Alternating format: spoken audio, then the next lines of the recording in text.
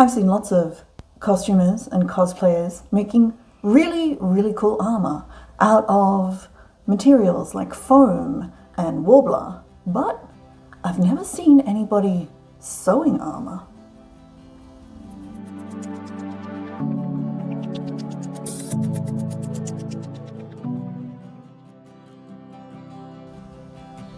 Hello, lovely people, it's Icy. I am back with my next project. Technically, a large series of projects. I'm not quite sure how large at this stage, but yeah, if you watched the previous video, link in the corner, where I made the Dune, Lady Jessica's dress from Dune, you'll see right at the end I'm talking about the next project, and this is the start of the next project.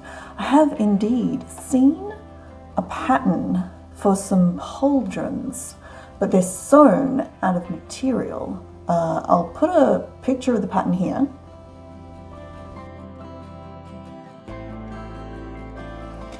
They look fantastic, and they really don't look too hard.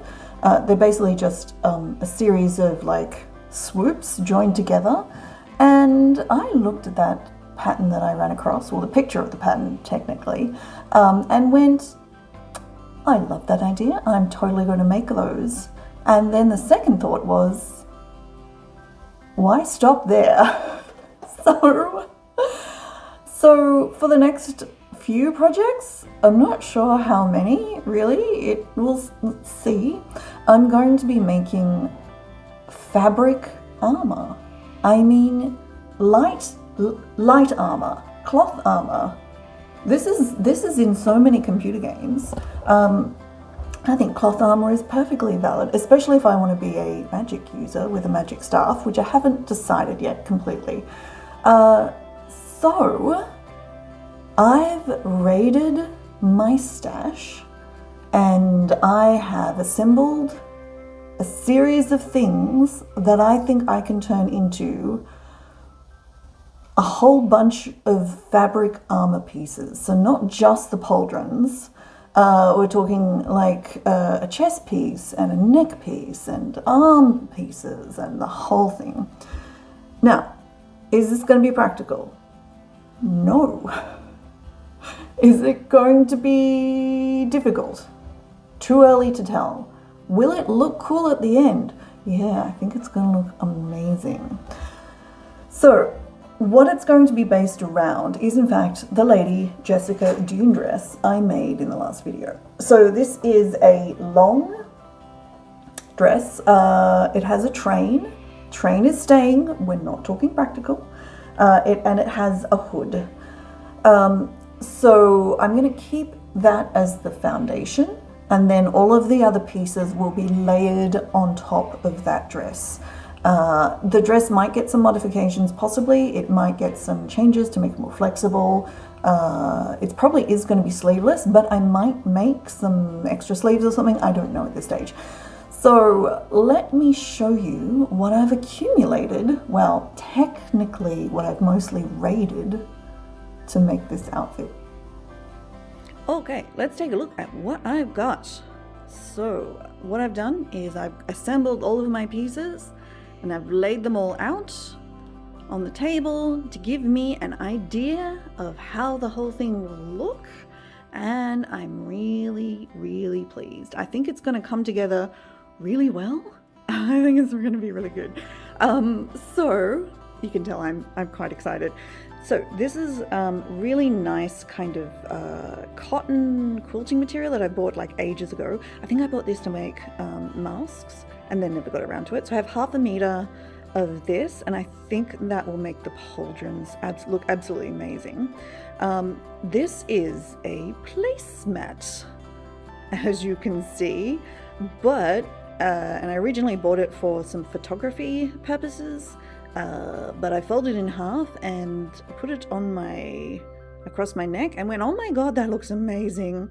So I think we're going to go with that for kind of the structural kind of sort of neck armor. I'm thinking this will be collared, so that's just like a little scrap of extra fabric just to kind of show what it will look like. I'm not quite sure how I believe it's called a gorget. will come together just yet, so I need to work out a whole bunch of patterns as well.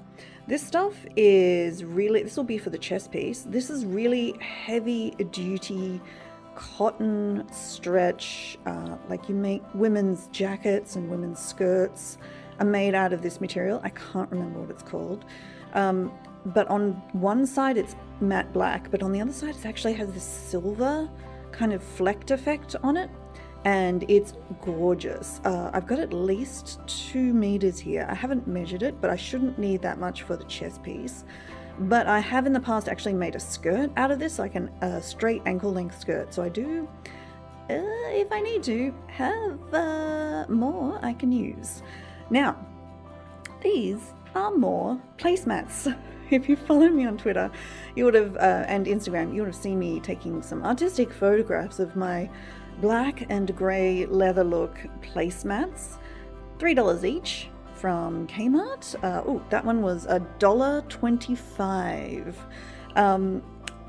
So I'm going to make arm guards out of one, and I've just got them kind of rolled up so you can just sort of, well, for myself, I could actually see whether this was going to work. And I'll make some sort of structured belt, sort of a corset-ish looking belt out of this one.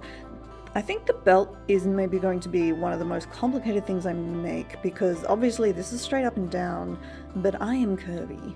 So we'll see how we go. I have made a corset in the past.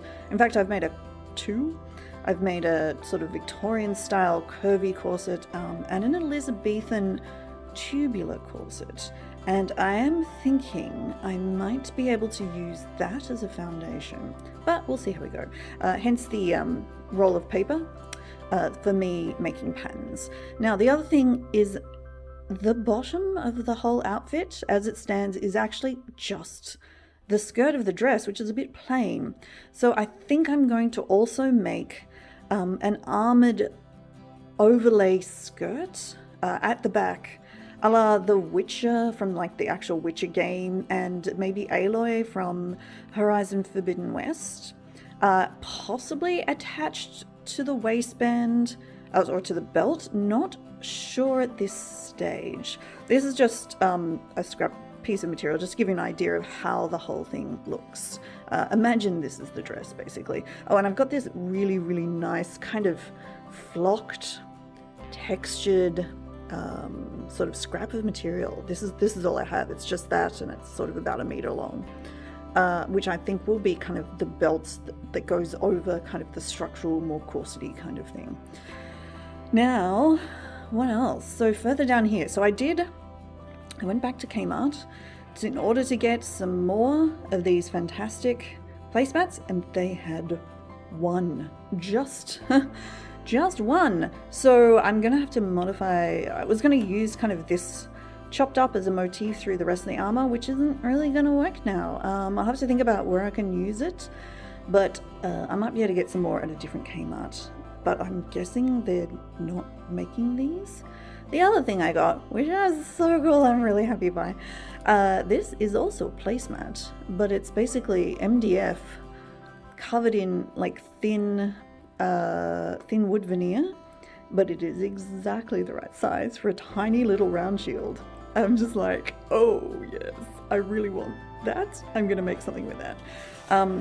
Maybe with decoration over top. I might paint it black. I don't know yet what I'm gonna do with the shield, but I'm totally turning this into a shield.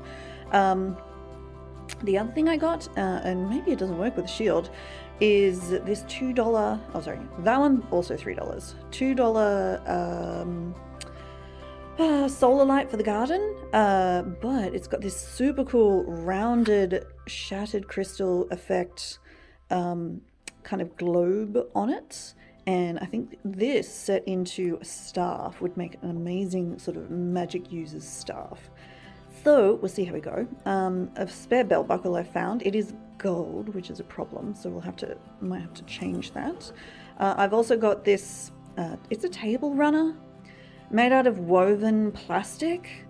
This one was $6. They did have placemats as well, but it was better value to get the $6 table runner. rather than 2 placemats. I'm not sure. I think I can use this to kind of add structure to some of the other pieces, like the armored skirt, for example, or possibly the belt. So we'll see how we go with this one. I'm not 100% sure. However, it will look cool as a table runner, so if nothing else, I'll just use it for that.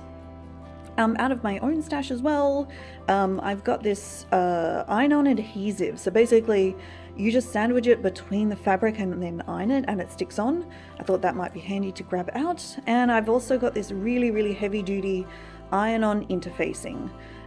So as you can, that's the glue that you can see there. So pretty much you just stick this down onto the fabric, iron it, which will melt the glue, and then they're permanently attached. This is really, really thick. In fact, this is probably this might be 20 years old actually, because this is the interfacing I used for the Elizabethan corset, which was well before I knew much about corset making and historical techniques. So that's all my bits and pieces, and I think it looks kind of amazing. So they're all the bits I've accumulated to make this sewn armor. The only things I bought really are the placemats. Well, actually, technically I bought all of it just over many years. Some of it obviously extremely old, but that's okay. I find it wildly satisfying to be able to put together something sewn out of things I already have around the house. So I'm really actually extremely looking forward to doing this project. How many videos will this be? I don't know at this stage. My plan is to make a kind of a video per section, but I don't know how the sections are going to sort of sit together. So the first one will definitely be the pauldrons.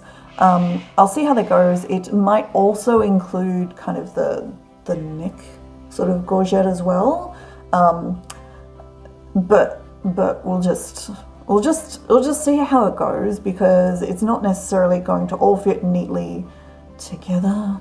So, but in general, the things I will be making are pauldrons, neck, gorget, neck piece to join the pauldrons too, which may or may not be attached to the chest piece. Yeah, guards, sleeves, etc. So there's a whole bunch of small projects that will all come together that can be made into one giant outfit if I want to wear everything together.